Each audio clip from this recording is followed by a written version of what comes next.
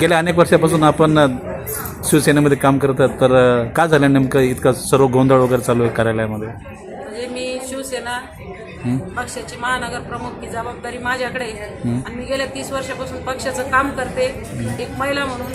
आणि इकडं पण जेव्हा आम्ही महिला आघाडीने प्रवेश केला तर मी म्हणजे आम्ही इकडे एवढी महिला आघाडी स्ट्रॉंग बनवली, सगळ्या महिला आघाडी आम्ही इकडे आलो आणि पूर्ण म्हणजे खासदारचं इलेक्शन आम्ही खासदाराचं काम केलं, निवडून आणलं.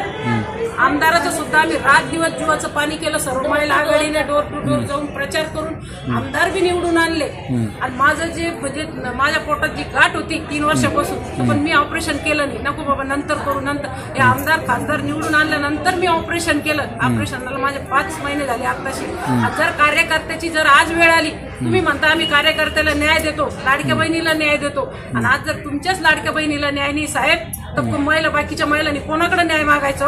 कारण की माझ्यासारखी एक महानगर प्रमुख असलेली महिलाला जर तुम्ही एक उमेदवारी देऊ शकत नाही आणि युती असताना जर एक महिलाचं वाढ सोडू शकत नाही, तर म्हणजे मला तर म्हणजे खूप म्हणजे पक्षाला म्हणजे खंत वाटते सगळ्यांना. आमदार असू द्या, खासदार, नेते, एवढे सगळे इथं नेते, हे जर एक महिलाला न्याय देऊ शकत नाही तर यांनी न्याय द्यायचा कोण? म्हणजे द्यायचं नाही, काय लाडकी बहीण मानायची? एक लाडक्या बहिणीला मला सगळ्या नेत्यांना एकच म्हणणं आहे का मला न्याय द्या.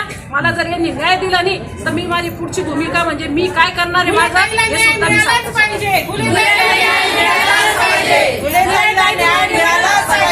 जर फुलेताई उमेदवार असेल तरच वोटिंग होईल, नसता वोटिंग होणार नाही. प्रभाग 8 मध्ये वोटिंग बंद ठेवण्यात येईल आणि कोणाला करूही देणार नाही आम्ही. आणि आम्ही पण करणार नाही. आम्ही सर्व पदाधिकारी आहे.